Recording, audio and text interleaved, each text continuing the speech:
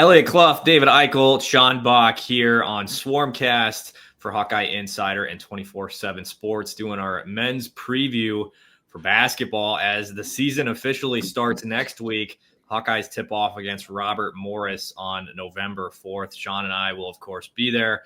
David taking care of the women this year, and he'll be at the exhibition. That's tonight, right, Dave? Yeah, that's tonight. That'll be at 6:30, and I'll be all over that.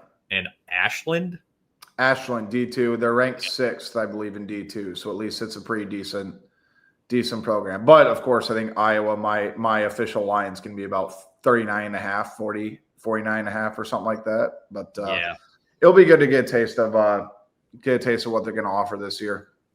Of course, we'll have a preview for the women. Dave, like I said, is all over that. But today, talking a little men's hoops. And we're going to start off with reasons to be optimistic with this team. And I mean, after a complete line change, you got Cooper Koch and is it Jacob Cook?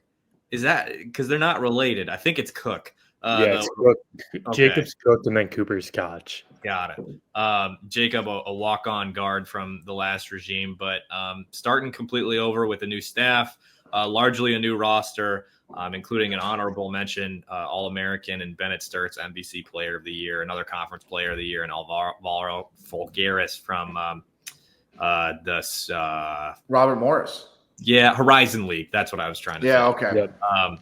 Yes, but anyway, lots of reasons to be lots of reasons to be optimistic. Sean, why don't I go to you here for her first? What's maybe your first thing that you think of? In terms of optimism with this team, or one of the main reasons that fans can be optimistic? I mean, it starts with Bennett Sturtz. I mean, just based off what he did last year at Drake and his ability to perform at a high level against some of those high major opponents. I mean, I know some of those ones weren't necessarily the best. Like, Miami ended up really stinking. Kansas State wasn't good, although they had talent on that team. And then there were a couple others too, but you look at the performances that he had in the NCAA tournament, where Missouri had numerous days to game plan for him.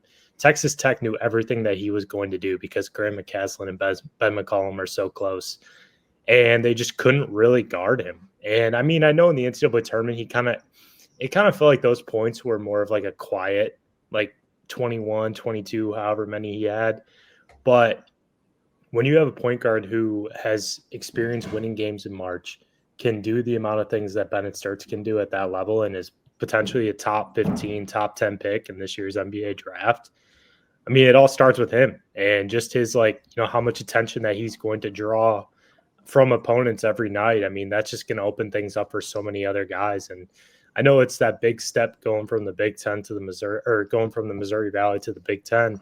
But he's going to have more talent around him too. I mean, that's at least the hope. That's one of the things that I think is one of the big question marks with this team is who can kind of step up as that number 2, number 3 guy. I mean, Drake had a couple of those guys last year, like Mitch Muscari, Isaiah Jackson, Tavion Banks was productive too, coming off the bench.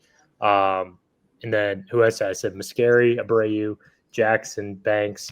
Those guys really stepped up. This year they have guys that, had more of a strong resume to them and more of Alvaro Folgueras had 15 and 10 against Alabama in the NCAA tournament. Robert Morris had Alabama on the ropes for a while.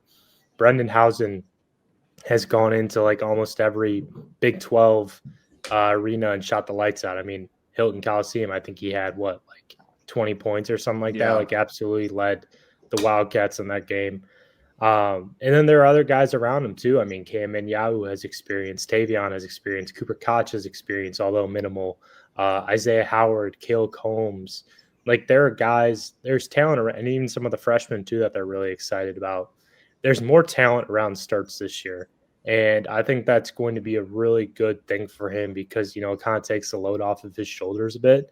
But it's just going to be really fascinating to see a point guard in Iowa City or a lead guard in Iowa City who's as talented as he is, because we've seen them come through Iowa City in the past. I mean, Braden Smith had a great game last year against Iowa, if I recall correctly. There's been so many other ones that have just kind of come in. You're kind of just I think back at that Pittsburgh game a couple of years ago too. I think it was back in 2018 2019 when Trey McGowan and Xavier Johnson came to Iowa City. Yeah. And that was the Gary Dolphin hot mic with Macy Daly, where he goes, when can we get some of these guards to come to Iowa City or something like that?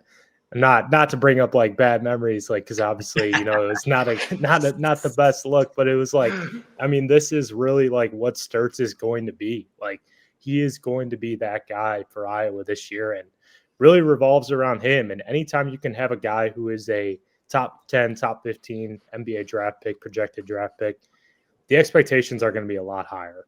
And especially at like a guy like Sturtz with his background, his winning pedigree, just the way that he was able to perform last year in the NCAA tournament. Now he's got more guys around him. He's playing in the Big Ten. I mean, of all times for him to be coming in the Big Ten, like, this conference just has so much talent at the point guard position. I mean, I've been a huge fan of Braden Smith since he was a sophomore in high school, believe it or not. Like, that guy is just like always kind of been like, I just kind of like a junkie in that way, where I kind of just know like some of these kids from Indiana. And he, like, just to see him like on this stage now with then Donovan Dent, who was fantastic last year for New Mexico, you know, a number of others too that aren't really coming to mind. But I mean, the Illinois got those guards too. Like, it's such a good guard conference. And I'm just really excited to see how Sturtz stacks up with those guys too. I mean, you can think about like this, like Bennett Sturtz could be second team all Big Ten and third team all American. Like, that's how loaded it is in the point in the Big Ten. I think the reason to be optimistic is you have Ben McCollum. I mean, it sounds so simple, but Ben McCollum, it's very clear. I think he's one of the best X's and O's coaches in the country. I think the amount of respect he's garnered from around the coaching circles, even when he was at Northwest Missouri State, I think it speaks volumes, and I think he knows how to cater to his personnel. And something that I've really enjoyed, guys, is his honest self-awareness and his transparency with the media when assessing his team. I mean, I'll go back to what he talked about on Big Ten Network, right? When he was like, his team would come up to him, hey, coach, I got an open shot. And he's like, yeah, you have an open shot. It's called a scouting report. They're giving you the open shot, you know? And I was like, you know, that when you look at that team last year, they were excelling in a lot of ways. They didn't have a lot of shooters. I think there are more shooters on this team. Obviously, Sean, you've touched on it with our message board. Iowa has not shot the ball well from three in their secret scrimmage. I don't think that's necessarily a big worry at this point when it comes to this. And I'll tell you what, even if they don't start hitting threes, Ben McCollum and his team are going to adjust.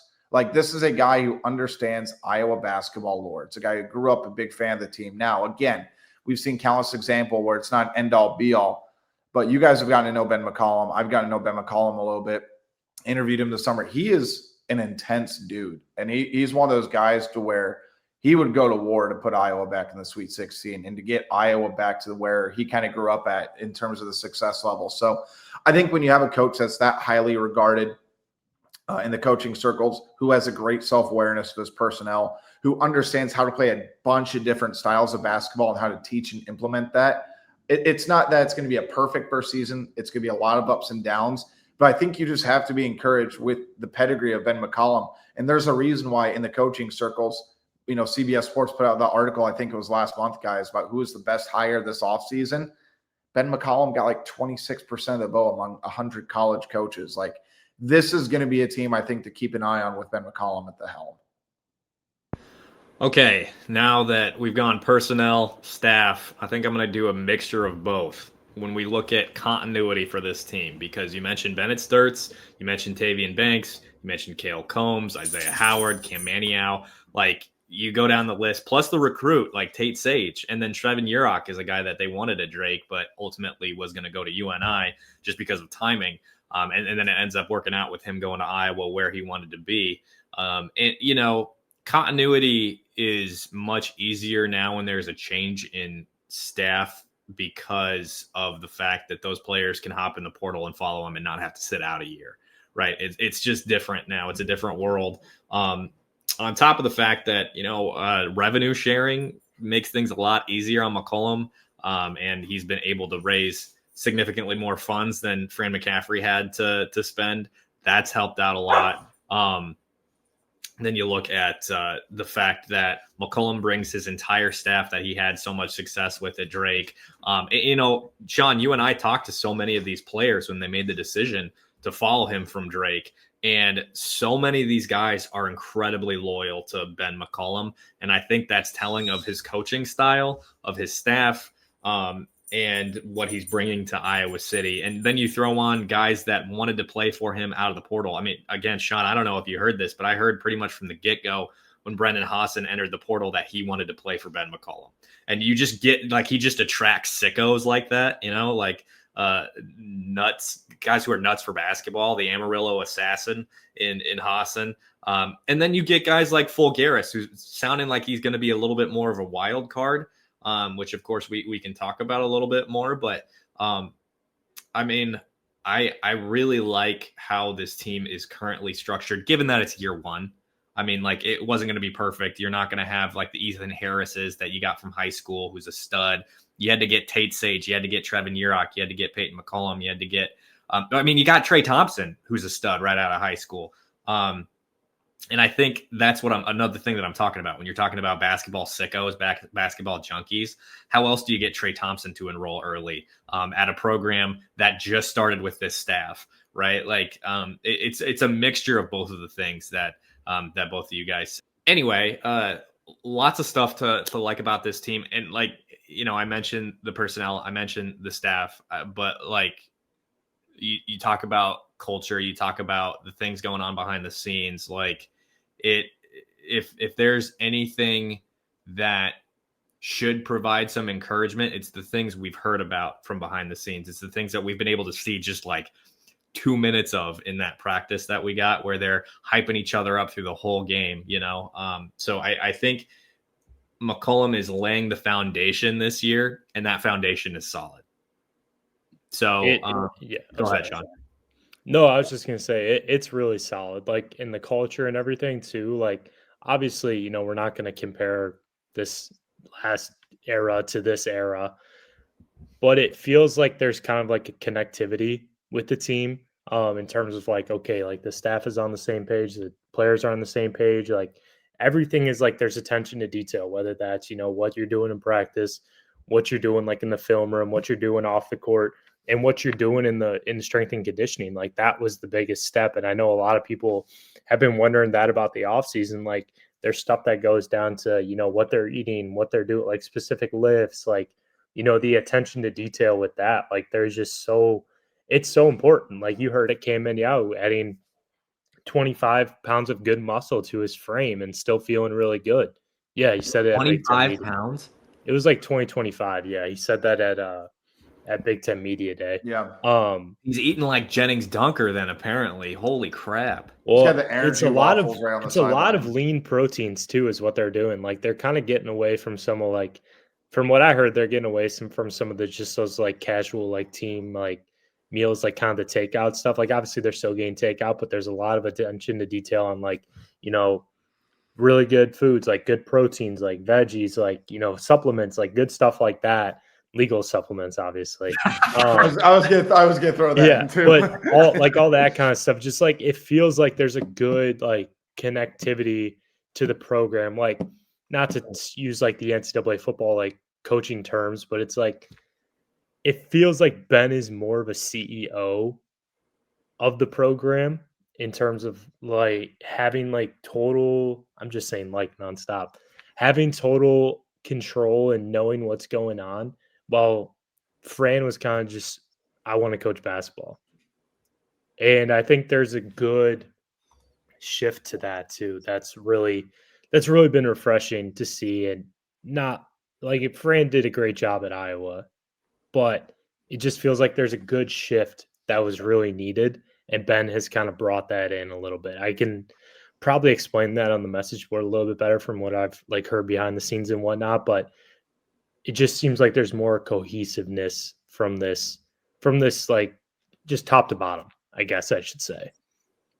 When you say that, what else comes to mind is the fact that Ben has so much more in terms of resources now than he did, especially at Northwest, but like even at Drake. The resources from mid-major to high major at a program that hasn't I maybe not near the top of the Big Ten. And yeah, but still, like, there's the resources are there. He has things to work with, and he's able to do like the lean protein, the emphasis on all those things, because more than what he could do at a Drake, at a Northwest.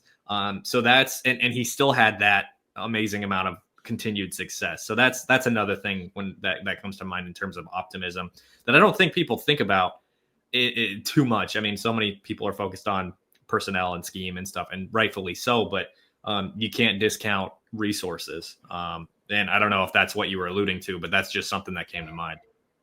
Yeah, and it's also like the wanting to go get those resources and to get that support too. Like, I think that goes really hand in hand. And it seems like, I know Beth Getz was really preaching during the coaching search, like, hey, with revenue sharing, we're going to give you this much percent. And it was like on page with what other Big Ten teams or most high major programs wanted. But I've heard it's gone up even a little bit too, in terms of what Iowa men's basketball gets in terms of revenue sharing. So Beth made it clear that, hey, like, you come in, we're going to make it a point to really put an emphasis on you guys and to really put the spending and whatever support into you guys.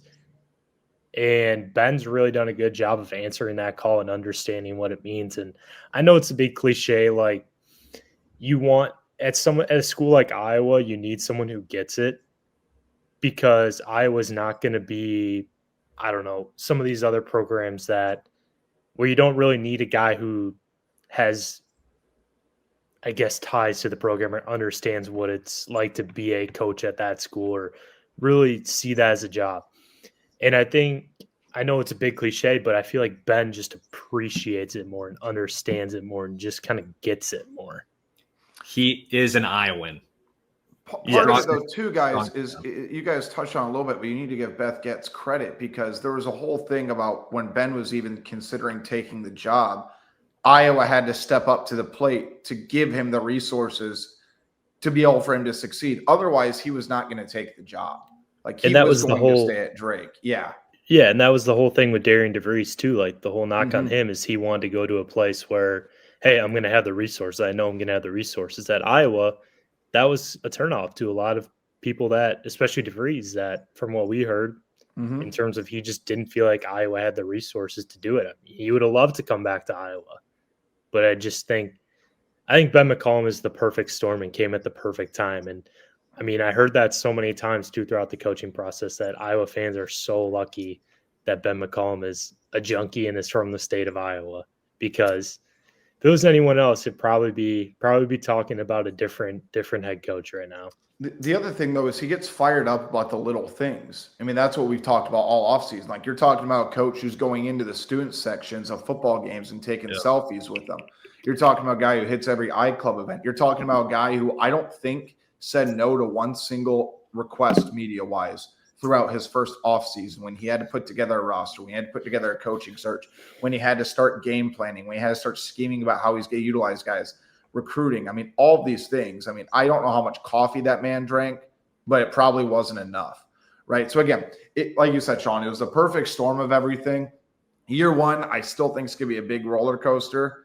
I think they are an NCAA caliber team. I think there's obviously reasons to be a little bit, I don't want to say pessimistic, but there are reasons for concern. And the obvious one is they don't have a true five right now. And you're talking about a conference that has had stellar post play throughout the past few years. Can guys step up to the mark and rebound? Can they continue to implement toughness despite, if there's a bad size advantage in the post? Can Cam stay out of foul trouble so they don't have to throw in, full Garris at the 5 and risk him getting in more foul trouble? So, I mean, there are a lot of scheme issues, not issues, but there's going to be a lot of interesting schemes that the coaching staff's going to have to be able to kind of mix and match, and there's going to be no perfect game plan. And I do think that I think it's going to take us longer to understand what this team is than we would maybe a past Iowa team. Like, I don't think we're going to know what type of team this is until early February. Like, I just really think we're going to see different versions of this team. And obviously, the staff's hoping that they understand it a little bit earlier than that. But this season is probably one of the more interesting seasons, probably since I've covered the beat. And of course, it's a little bit easy to say, well, there's a new coach. there's a new personnel, there's a new style of basketball. But I do think the combination of the way the conference is lined up with the way the schedule is lined up, with all the talent at different positions within the conference, all the elite coaches, by the way, now in the Big Ten. I mean, it's interesting that the last 3 Drake head coaches are now in the Big Ten. Like, there's a lot of really, really high-level coaches in the Big Ten. And I think even more than the personnel, I think the coaching matchups are going to be some of the biggest stories night in, night out in the Big Ten. Like, I'm really interested to see how some of them really develop. Dave, you mentioned reasons for maybe pessimism or maybe to be not so as optimistic. Sean, where are you at? Anything that comes to mind on that front? Yeah, definitely secondary ball, like secondary backcourt help, secondary ball handler. There are a couple of guys that are capable on the team. Like, we've heard that Cale Combs is really taking that next step this offseason. And Ben McCollum had a really interesting quote in the Blue Ribbon College Basketball Preview magazine where he said, we need Cale to go from being a safe player to being a player. And I asked Cale about that too. I said, what did that really mean? Like, you have an idea of what it means, but he goes, yeah, they just want to see me be able to turn that corner. Instead of being kind of that safe option who's more of, handling the ball, kind of just being that guy who can start the offense, facilitate things, be that swing man, like almost doing cardio in a way. They want to see me being able to, instead of being that connector, be that, but also be more that guy that can take someone off the bounce. I can put the ball in the deck, score, hit a 3, be that primary defender too at times in the backcourt with some of the talent that they're going to be going up against. Because that's one of the things that I think Combs struggled with a little bit last year at Drake, was his ability to guard quicker guards. I mean, he's had some good moments of that, but I think he's not the perimeter defender that they really needed him to be at times. And if he can be more of that combo utility type, that's going to open up a lot of things for Iowa, make life a little bit easier for Bennett Starts as well, to kind of take some of the load off of him. So having more of that secondary elite, Brendan Housen is not a guy who's going to put the ball on the floor. He's not a guy who's going to be able to make defenses, a little afraid by his ability to put the ball on the deck. He's a spot up shooter. He's a guy who can put the ball on the deck and be at, 1 or 2 dribble into a shot type of guy, but he's not a guy who's going to put pressure on the defense with his ability to penetrate and get into the lane. He is going to just be a guy that can really, space the floor, and, that's what you need. I mean, that's what Mitch Muscari did last year. Like, I think Muscari had maybe 15 or 20 dribble, shots off the dribble last year. Well, and he attempted 230 threes or something like that, or 210 threes, something. So he didn't put the ball on the deck much in terms of, putting that pressure on the defense and getting into a shot, or that's not really his offense. And it's a little bit similar to last year for Drake, where they just didn't really have many ball handlers outside of Sturts. And if they can have Combs be able to step up and be that guy, and that's a huge plus for this team. And then same thing, I mean, that also begs the question too, like, how much do we see of Peyton McCollum? Like, I'm surprised it's like this soon in the podcast that I mentioned him, because I know people are gonna be like, oh great, another coach's kid. But McCollum's a really a guy that you could potentially throw in there and play spot minutes. And that's kind of where things are at right now. Like, it's not an ideal situation, but McCollum can probably hand his own. But man, you just think about what this team could have been had they gotten a Kyan Evans out of Colorado State, had they gotten a Jaden Dawson out of Loyola, had they gotten the list there's a number of other guys too. Kept Josh Dix. Yeah, kept Josh Dix. Josh would have been awesome on this team. But then do you get Housen? Right. But also Josh is very, very good. And just his ability as a combo guard, to do the things that he can do off the dribble and whatnot, and, off the catch too, is just he's so good. So having that secondary ball handler and just being able to take the load off Starts a little bit, because it's gonna be a grind in the Big Ten. And McCollum was asked about this at Big Ten Media Days. He said, they were like, do you feel like you can play Starts as much as you think he can? He goes, well, we haven't really played any games yet, but everyone kind of said every time we went up a level that we weren't able to do it. So I think we'll be able to do it, but who knows? He kind of just gave a little what do you guys think? Like, what do you guys think? Like, no one's played a game yet. Like, we don't really know. It was pretty funny, like some of the answers that he gave. But yeah, I think it's definitely that secondary ball handler because you need other guys who can kind of, I mean, I guess we'll see with starts, like if he can really be that Superman type, but it's having another guy who can put pressure on the defense and, be kind of that secondary scoring option too and secondary connector on the floor is going to be crucial. And it'll be really interesting to see how they kind of go about that. So I mentioned continuity for my reason for being optimistic, but then you look at up and down this roster, and I took a moment just to double check, but there is one player on the entirety of the roster other than, Cooper Koch, which I don't know if you count that because he was out for so much of his freshman year.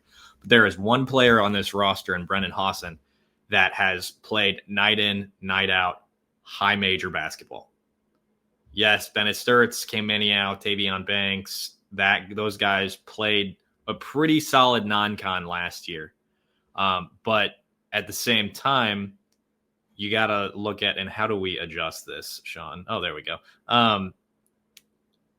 And you got to look up and down the roster and recognize that there just is not a lot of high major experience on this roster. And you could go to the staff and say the same thing, like up and down. Josh Sash, Connor, I'm forgetting Connor's last name. Wheeler, yes. Jesse Shaw, like down Bryson the roster. Williams has NBA experience, but okay, well, there you go. It's a different game. Right. Just not a lot of high major experience on this roster. How do you adjust when you're, I don't know what the schedule is off the top of my head, but like on the road at Purdue or on the road at Indiana with those crazy environments? How do you handle it? How do you adjust? And I mean, even like the roster on the younger side of things, I think Trey Thompson is the only one that really played at a super high level AAU program in the 3SSB circuit. Like Trevin Urach was on the EYCL. I don't even know what circuit Tate Sage played on. And I don't know about Peyton McCollum either. So quite a lack of experience playing against high major competition from the youth to the older guys to the staff. Does that give you pause at all, Sean? Because I totally agree with your secondary guard mention, and then Dave was absolutely right in lacking a 6'11", 7-foot guy. Yeah, and going back to what Dave mentioned too about lacking that true five. I mean, you look at Drake's numbers last year. I think they were in like the 22nd percentile in shots allowed at the rim, or not shots allowed at the rim, but points per possession at the rim on defense. So they were allowing more points than needed or wanted at the rim while they were defending the three pretty well. But teams were able to get what they wanted at the rim pretty easily when they were at the rim, if that explains it. And that was one of the things in the secret or preseason exhibitions too, is, I mean, they were up on St. Louis at halftime. They were down by 5 to Texas Tech at halftime. And St. Louis just went on a huge run, knocked down like 7, like I don't know how many threes it was in a row, but they hit like 3 or 4 threes in a row and were able to break open the game. Texas Tech was able to go on a pretty big run in that first or second frame during the second half, and they got the lead out to like 15-20. I'm not really exactly sure which lineups were in at that time, but McCollum brought it up during the media day presser too, that you have to be able to counter those attacks and those onslaughts that some of those teams are going to have, because there's going to be more. When you play basketball, there are times where it's just like, oh my gosh, like how is this all happening? How are these shots going down? Momentum is so big in college basketball, especially when you have a home crowd around you, and especially when you have talent. Like, these guys are the best in the world and getting paid $2-3 million. I mean, that cream of the crop are getting paid $2-3 million a year to play at this high of level. Like, they're going to be really good basketball players. So there are going to be moments where you're kind of just like, I am doing everything I can to get a hand in this guy's face, but he is still going to splash a three in my face like that. Or, this guy's going to grab this rebound, or the ref is going to call this call. And no matter what, like, it's the momentum is all on their side right now. How do you balance that, and how do you stay poised in those situations? Because yes, it's the beginning of the year, but that was ultimately what Iowa had issues with in those preseason exhibitions, from what I've heard behind the scenes. And who do you have outside of Bennett Sturts that can really, kind of rally everyone in and be like, okay, like, guys, we got to calm down? Because Bennett, I mean, his leadership as a vocal guy, it's not really his strength. Like, it didn't seem like he had to do it too much at Drake last year. It was more Daniel Abreu, Mitch Muscari, those guys. Bennett's obviously a very good personality, a very good talker, but he's not a great, I guess, like, he's not the most vocal guy, I would say, on the court. And who are they going to have that is able to kind of reel everyone in and kind of bringing everyone together? Is it Hausen? Is it Kamen Yao? Is it Tavion Banks? I mean, Tavion's not the most loudest guy either. Who can they have and be able to step up in those types of situations? Because I think that's something that Iowa team lacked last year a little bit. Like, they didn't really have a true voice besides Peyton Samford. I was going to say. But besides Peyton Samford, maybe it was the year before. I don't know. I can't remember. But I feel like that's been an issue of some teams in the past where, they kind of just don't really have that guy. Or we've seen it in some moments in the NCAA tournament too, where there's just not really that guy who can, step up and be that guy, and be that kind of vocal encore leader. And especially with going up to this big, next step to, like, going from the Missouri Valley to the Big Ten. I don't want to say that's the quickest, that's the biggest leap, but this conference is so, so good this year. I think top to bottom, yes, you have the Minnesota. Yes, you have Penn State. Those guys are probably going to be at the bottom. Rutgers. But I think it's deeper than last year. I don't know in terms of talent from top to bottom. I really think it's going to be more of a challenge this year than it was last year. And that really bodes kind of uncomfortably for a team like Iowa, who doesn't really have that experience of playing in the Big Ten outside of Cooper Koch. And Cooper Koch didn't even play in the Big Ten. I don't even think he was, now that I can't remember if he didn't even play in those early Big Ten games in December. I don't think he did. But yeah, it's gonna be a big test, and who can kind of be that guy to really step up and be that type of leader, and be kind of that encore presence, and how do you combat runs, because that's a big deal. You play really good defense, right? I mean, and I say that just because what we heard from McCollum's first presser at Iowa was, if you don't play defense, you're not going to play for him. So that's something that definitely goes back to Dave's point about McCollum being a reason for optimism. And I said it on a few other podcasts, a few other radio shows. I mean, Iowa won the offseason. Can you win in the regular season, right?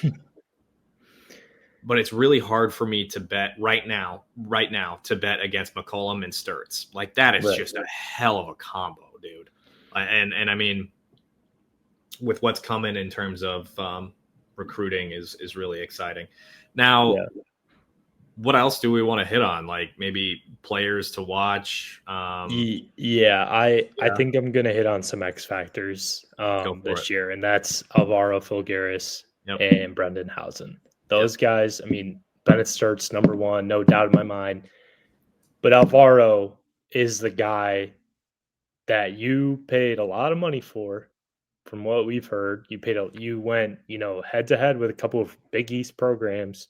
Kentucky was involved at one point, obviously didn't get to that point with Kentucky. But you need Alvaro to be more consistent, and you need to be able to reel him in a bit. That's going to be really, really fascinating storyline, because we talked about him this offseason. We did a pretty long podcast about him in the Eurobasket, and they weren't using him the way that he's going to be used at Iowa. Ben talked about how good of a connector he is, how good he is with the ball in his hands, and he's a really good passer, can shoot the ball really well. and just kind of do different things off the catch as a guy at his size at 6'10", not necessarily a true five, but is probably going to have to be able to guard fives at times with Iowa's lack of true size down low. But he is just and Ben's mentioned it too, like he is just a hot and cold player, but he also kind of has a tendency to float at times, and the motor is not always there. And I'm really fascinated to see how Ben is able to really, can he get him to, reach that next level? Or it's like it's up to Alvaro too. Like he has to be able to want to. But if you can get Alvaro to be more aggressive, to be more, you know, type of the player that you brought him in to be, like you need him to be able to reach that point and be able to, get to that point as a player. And I just don't. We just have to. We haven't really seen it yet in the secret scrimmages or heard about in the secret scrimmages. Like we heard some positive buzz about him in the most recent one against Texas Tech, but he just needs to do that on a more consistent basis because, like I said, there's really not a number 2 or number 3 guy behind Sturts right now. I mean, Hausen, yes, but Hausen also didn't. Hausen might be a liability at times on the defensive end, like he was against Texas Tech. Like he wasn't super impactful on the defensive end against Texas Tech and kind of, got out physical a little bit at times from what I've heard behind the scenes. So, if he's not hitting shots, how long can you keep him out there for? And he was kind of brought in as kind of your most experienced guy too. So yeah, I'm really fascinated to see how those two kind of go on a matchup basis because there are going to be some environments where I think emotionally Alvaro is really going to have to be able to try and reel that in a little bit because I mean, I was an emotional player too growing up. Like I was definitely very like, if I got checked out, like it was game over for me. I've since matured and been able to grow up. So now when it's a little bit better, but You need to show Fulgaris to Sean Bock, man. yeah. Yeah. And I'm just very fascinated to see how he kind of can adjust to or Fulgaris can adjust to the physicality of the Big Ten too, because if he gets knocked off his, path a little bit, how is he going to react? And I think there's so much skill there. Like the fit is so perfect for what Ben McCollum wants at that hybrid position and kind of that bigger hybrid spot that I just like it's almost like it just felt like a great fit at first. And I still think it could be a really good fit. But there's just more question marks I have leading up to the year than I did say when, the U20 Eurobasket started this past summer. And then Hausen too, like I said, it's just a real big question mark for me in terms of how's he going to do physically in the Big Ten. Like obviously, the Big 12 is it's obviously more athletic, but I think with this team, they're going to need him on the floor a bunch because Mitch Muscari didn't leave the floor last year for Drake. And I know Iowa has more shooters on this team, and so like, you can be able to keep Hausen off the floor at times and put some other guys on the floor, like say a Cooper Koch or like I said, Alvaro too, Trey Thompson, Tate Sage, like those guys, along with Sturts. But how long can how does he gonna fare in some of these matchups against teams where he doesn't really match up well? Can he do what you need him to do, which is hit the outside shot at a high rate and space the floor, but also hold his own on the defensive end?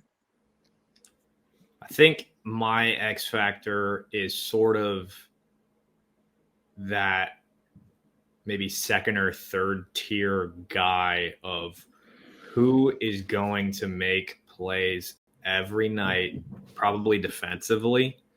Maybe not make plays, but be your best defender and take on the most difficult assignment night in, night out. Is it going to be a mixture of Tavian Banks and Isaiah Howard? Because that would be my guess. Are you going to allow Cam Manning to be drawn out of the paint? And like, we already hit it, but how do you defend the paint with this small of a lineup? 6'9", 6'8" is great. I mean, it's not that great, but it's something in the NBC. You don't want your 5 to be 6'8", 6'9" in the Big Ten. Well, So that's another thing too with this. Sorry to interrupt you, which is like, do you go with more offense with Cooper Koch at kind of that 3 hybrid spot, or do you go with uh-huh. Tavion Banks, Isaiah Howard? I think Tavion's a little more versatile. Like Cooper can play the 4 because he's got more size, but I think from a physicality and rebounding standpoint, just like defensive versatility, I think Tavion makes a lot more sense. But Cooper, from an offensive perspective, is more ready for the Big Ten, is more, gives you more on the offensive end. And that's what I've heard too, like a lot is McCollum values shooters on this team. Like he wants to play lineups with 3 to 4, like 4 shooters on the court. And I think that's where he really loves Cooper Koch too. And that's where they were really pushing him this offseason, is from a physicality and defensive standpoint. Like Cooper's always been a high motor kid, like has always played really hard and, whatnot. But I think from just like a defensive principles and a rebounding and, kind of just being able to initiate that physicality, there were things missing a little bit. And I think that's why it was such a hard adjustment for him, is because obviously he could shoot the basketball, but that like mind games or mindset of him on the defensive end wasn't necessarily translating to offense either. But I think that's where, that's where McCollum said, like during the summer, or he said last week or 2 weeks ago during media day, that Trevin Urich was his like most surprising player. For me personally, I think it's Cooper Koch in terms of guy that maybe grew the most during the offseason. I don't know if that's because he went from another coaching staff to this coaching staff, and maybe I'm just more optimistic on him than most people, but just kind of reading behind the scenes, it kind of just has felt like he's gone from, okay, he's an Iowa kid, Iowa legacy. Obviously, he was a top 100 recruit coming out of high school. Like Purdue wanted him super bad. Wisconsin wanted him really bad. Like those are top 25 programs this year. And he was just kind of like a legacy kid. Like, of course, he was going to stick around. To, okay, this kid could probably log 25 minutes per us every night, average over 10 points per game, and be a very impactful player on both ends of the floor. And I think he's more versatile than I think I give him credit for at times. Like I think he's obviously more of that 3-4 type, but I think defensively he's going to be able to hold his own a bit more than I think some people anticipated. And, like I said, with the value that Sturts gives on shooting, or with that McCollum gives on shooting, it's going to be really important for, Cooper to be able to log some of those bigger minutes too, because I think that's where, maybe we thought Isaiah Howard or Tavion Banks would step into that spot. I think Coop really fits that spot naturally too. Welcome back, Dave. We're talking X factors. I brought up who's going to be your best defender, and we talked a little bit more about playing in that 3 and 4 spot between Cooper Koch, Tavion Banks, and Isaiah Howard probably more of a 2-3, but and Sean brought up who's going to be the secondary creator, secondary scorer behind Sturts. Any other X factor that comes to mind for you? I would say Alvaro Fulgaris's mentality and intensity. Yeah, he kind of said that too. Did he? Yeah, I mean, that's what really stood out to me when we go back to Ben McCollum's Iowa Media Day press conference, when he basically challenged him publicly to string together not just 1 or 2 minutes of intense stretch, but staying connected every minute he's on the floor, because this is a guy who was Conference Player of the Year. This is a guy who's got tremendous talent. I think he's going to make a great European pro. Like his game is just so different. You paid a lot of money for him. Mm-hmm. That's the other thing too. Like you have to live up to the dollar value, and those are the expectations that come in this era of college basketball. So I think Fulgaris being able to do that, and I'd also say like Tavion Banks, if he's actually hitting a couple threes just to continue to stretch out the defense, right? I don't think you need him to score 15 a night, but if you can have him be on the court where he's at least a 33% shooter, just to keep defenses honest, because we know he's a junkyard dog, we know he's a scrapper. But being able to have defenses stretch out, I think that'd be a massive deal. But I think the top of the list has to be Fulgaris to me. There's a lot riding on his shoulders. But when you sign up, given all the circumstances that are involved with this specific Iowa team, with the anticipation, what you got paid, along with everything else, there are expectations that come with that. And it's going to be up to him to live up to it, especially if he wants to take his talents to professional level after this year or in 2 years. Like you got to step up to the plate.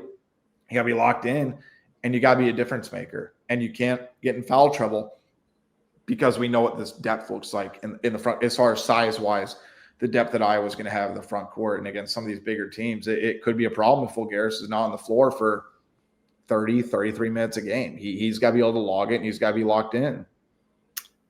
one more X factor from me is the freshmen, mostly Trey Thompson and Trevin Urach. When you talk about Thompson, I mentioned him being a 4-star guy that reclassified. How soon is he going to be? Excuse me. How soon is he going to be ready to be like an impact player in this rotation? Because he is that prototypical size that McCollum has loved. And you mentioned Cooper Koch. It's the same thing, Sean. That size, the ability to shoot. I think Trey Thompson is a little more athletic than Cooper is. Cooper's obviously got the experience. I think he's a little bit thicker than Trey in terms of his ability to probably take on defensive matchups. But Trey is definitely an X factor for me. And then when you look at Urach, is he playing spot minutes or is he actually part of the rotation? Because right now I lean spot minutes. And secondarily, I don't bring up Tate Sage. Now, the closer we've gotten to the season, the less likely I think it is that he plays. Not so fast, Jim. Okay. I don't know. I mean, based on the secret skirmish, like the last, I mean, I know like McCollum is the master of mind games. Like he's going to, you know, he played Sage like 22, 23 minutes against Texas Tech and played some. Sorry, Eliot, this is kind of cheating on my end because I, have the sheet, but with the Tate Sage, you didn't know about the Tate Sage thing. So, but yeah, I mean, I think it was more of like kind of a matchup based thing too, because from what I've heard, I mean, McCollum said it too, but I really think there is not a concern, but more of a hesitancy with Trey Thompson because I don't know if he has it on the defensive end right now. Okay. But Sage does more so. Sorry, continue. I didn't mean to interrupt. Okay. Yeah, I see what you're saying. I went ahead and looked at the thing you're mentioning. Fine. Okay. He's a year older than he is, than Trey is. Right. Tate is a year older.